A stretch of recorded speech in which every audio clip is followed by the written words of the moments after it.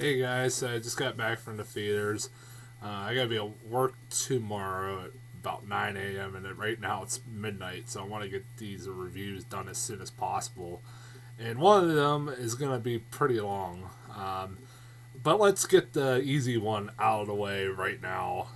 The first one I saw, or the first movie I saw tonight, was Steve Jobs, the movie Steve Jobs. I didn't see the actual Steve Jobs. The guy's unfortunately dead. That'd be kind of creepy. But that's a bad joke. I'm sorry. This is a movie that interested me because for some people that know or don't know, this movie's had an interesting production history, and the fact that, uh, like what 2013, there was this is the second Steve Jobs biopic to come out in like what the span of 2 years, like 2013 or something like that. We got that Jobs movie that was Ashton Kutcher as Steve Jobs, and it got really badly received. I didn't see it. I heard really bad things about it.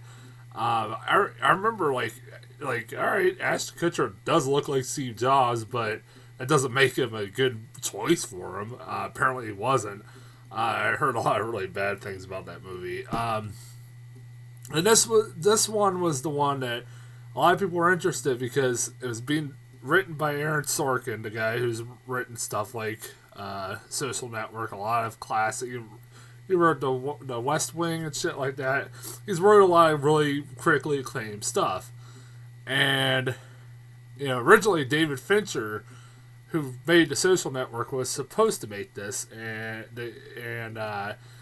he dropped out because there was a pretty troubled production history behind this. And then Danny Boyle came in, and I'm like, well, I don't love Danny Boyle as much as like David Fincher, but all right. And then I started seeing trailers for this movie, and I'm like, Michael Fassbender's playing Steve Jobs? All right, I can buy it. I was like, I was like, When I first heard he was playing, I'm like, But then like I saw the trailers, and I'm like, that guy looks intriguing. That looks like it could be a good, decent biopic. You know what? This movie was one of the best films of the goddamn year. It was. Like, this should get a lot of awards come Oscar time. It'll be a crime if it doesn't. It should be a top contender for Best Picture, and Best Actor, Best Supporting Actor, Best Director.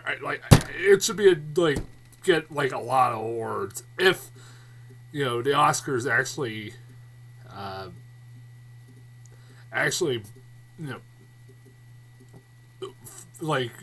award to actual good movies. This is one of the best films I've seen all year. Michael Fassbender as Steve Jobs should get Best Actor. I know I said that about like Whitey Bulger or Johnny Depp as Whitey Bulger, but it's kind of a toss up between the two of them right now for me because Michael Fassbender, just like Johnny Depp as Whitey Bulger in Black Mass, had me compelled from like the very first scene he was in. Like he got my attention quickly for different reasons than Johnny Depp as Whitey Bulger, because Whitey Bulger was just fucking frightening from the opening scene. Michael Fassbender just owns this role. He freaking owns it. Like, he's Steve Jobs, and he plays him in a different way than I've ever seen anybody play Steve Jobs. And the fact that he is an arrogant prick in this movie. This movie does not beat around the bush. They pretty much point out blatantly that Steve Jobs wasn't the most likable guy in the world. The person that you saw in public was not the same guy you would see behind the scenes. And I don't know, what was all factual and what wasn't, but I kind of like that. One of my favorite, I kind of compared it to, one of my favorite biopics, music biopics of all time, which is Ray, about Ray Charles. And the fact that Ray Charles in that movie, while they showcase how great of a musician and all that stuff, and how great of a career he had, they also made him out to be a fucking prick in that movie. He was. But you still walked away liking him and appreciating what he did for the music industry. And the same goes with Steve Jobs. Well, he is a fucking prick, and I don't know why a lot of people would, if he was like anything like this movie portrays him to be, I don't know why anybody would want to work with him at all. I mean, I know he's a visionary, and I do, and it doesn't. This movie doesn't try to shy away that the guy was a visionary. He was a very charismatic guy, but he had a lot of flaws to him, and that's what I like about it. Michael Fassbender's acting is great in this movie. He has some really great scenes. Some scenes where he just doesn't have to say a damn word, and he's really good in this film. It should get him an Oscar, I hope. It's like a rule in Oscars that the movies that the actors that win Best Actor or Best Actresses are usually the ones that either play famous people or have some kind of disease like AIDS, Alzheimer's, cancer, or something like that, or play a mentally challenged person. It's just a fucking rule. I mean, what? Look at the last 2 years. Who was it? Matthew McConaughey played an AIDS patient, won an Oscar. Eddie Redmayne played played Stephen Hawking and won an Oscar. So there you go. Or have some kind of mental disorder too. And honestly, Michael Fassbender is not just the only great actor in this movie. He isn't. Trust me, he isn't. Everybody from top to bottom is great in this movie. And honestly, there should be a lot of Oscar nominations going out to a lot of actors in this movie. Also, if I ever have another choice who also deserves one, I would also say Kate Winslet. Kate Winslet is great in this movie. She's great in the supporting role as the lady that, I forget what her name is again, was basically worked with Steve Jobs and helped set everything up and make sure everything was set up for him over the years. And she dealt with a lot of his shit. Man, oh man, did she deal with a lot of his shit in this movie. And Kate Winslet is really great. And the back and forth repertoire between the two is great. They had great chemistry and they worked well off one another. I also liked the scenes where Michael Fassbender's acting besides Seth Rogen. Seth Rogen has a lot of great stuff in this movie. He pulls off a really good performance. Again, I would love to see him get an Oscar nomination for us, but probably not. He plays Steve Wozniak, and I knew, I don't know a whole lot about Steve Jobs, but I knew there was a troubled relationship between the two, and that Steve Jobs took a lot more credit for stuff that Steve Wozniak did, and I know a lot of that's true. And they point that out throughout this movie, with it coming to a head at the very end, which is really a great scene between the two. Also, Jeff Daniels plays the CEO of Apple before Steve Jobs takes over, and that there's some great damn tense scenes in between those two, especially right after when he's. Steve Jobs is about to unleash the next cube computer. There's a scene that's phenomenal. The movie's really well written. Aaron Sorkin should get an Oscar nomination. Definitely, I guarantee he'll get an Oscar nomination. He's just so critically acclaimed, and he deserves all the acclaim he gets. This movie is has some really great dialogue, and honestly, it's pretty damn funny at times. It is pretty, some of the stuff that Steve Jobs says throughout this whole movie is pretty damn funny.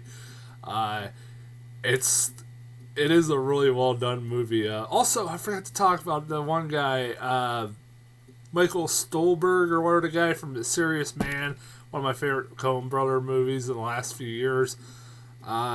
He's his chief engineer, Steve Jobs' chief engineer. I'm sorry, I can't remember all the names here. I remember Steve Wozniak, and he's really good in this movie. He has a lot of great scenes with Michael Fassbender. Michael, like I said, it's the Michael Fassbender show at the end of the day, but also at the same time, everybody gets a great performance throughout this whole film. I mean, this is one of those movies it's hard to talk about because it's so good. I don't want to it's good that I just want to recommend people go fucking see it. Just go see it. It's a really well done. It's really it covers. It doesn't cover his whole career and his whole life. It just covers free events. And I thought that was interesting. It covers the right before the release of the Macintosh in 1984. And it cuts to 1988 where he's releasing the next Cube. And then it cuts to 1998 where he's about to release the iMac. And it shows the progression of his life and where he's at every stage of his life, and it shows his rise at Apple, and then being fired, and then coming back, and it also shows his strenuous relationship with his daughter, where at first he's just completely not he's pretty much not owning up to that it's his daughter. He keeps denying it at the beginning of the movie, and then to him starting to have a relationship, to her wanting nothing to do with him. It's a really good, it's a really good progression of his life, and you see the scenes between him and his daughter are really good, especially at the end of the movie. A lot of the best scenes in this movie are at the end in the third act when he's about to unleash the iMac. She has one of the best lines of the whole movie. She said, "The iMac basically looks like Judy Jetsen's Easy Bake Oven." That made me laugh. That was probably the best line. That was the best insult I think I've heard in a while. It's yeah, it kind of does. Yeah, this movie was really goddamn good. I highly recommend it. Some of the movies I saw lately, which I'll get into here in a little bit. This was one of the best films I've seen in a while. Definitely go see it. This has been a pretty strong month for the most part in movies, and there's a lot of good stuff out, and this is one of them. I recommend it. I hope this movie does well. I know this is one of those things that still boggles me that it got a small release a couple weeks ago, and now it's getting a wide release, and I hope people do go see it. It was doing really well, and it's a very small release, and I'm hoping more people see it now. I mean, it's about Steve Jobs, who's one of the most influential people in technology. Everybody knows who Steve Jobs is, so I mean, it's God bless Steve Jobs. He was awesome, man. He was very charismatic. There's no denying. I have a lot of respect. I walked away with still a lot of respect for Steve Jobs, even though it came off like a dick. As far as trailers, I got a new trailer for Joy, which this was a little bit more full-length trailer for it. It's, from what I've been told, it's about the girl who made the Miracle Mop or something like that, and it's played by Jennifer Lawrence playing What a Shocking, no-nonsense woman in a David O. Russell film that has her, Robert De Niro, Bradley Cooper, and everybody from Silver Linings Playbook. It looks good. Honestly, it looks really good. And again, it's probably gonna have a kick-ass soundtrack. The trailers for his movies are really damn good, almost better than the actual movies. Which I still I said that about American Hustle was a great movie, and even the trailers were great. And also, I got a shorter trailer for The Danish Girl, which again is probably gonna be the top contender for Best Actor. Eddie Redmayne playing a guy who becomes like apparently the first transgender woman or something. I don't know. It's like it's timely. It's it's obviously a Oscar bait movie if I've ever fucking seen it. I like it. I'm not that big of a fan of Eddie Redmayne. I know a lot of people adore him. I don't. I think he's okay. I didn't love. I thought he was okay in Stephen Hawking. I didn't think he deserved the Oscar. Still think to this day, um, Michael Keaton did. But whatever. That's another rant for another time. Trust me, I gotta save my rant for my next video. So I'll be back in a couple minutes for my next review, and I'll see you shortly.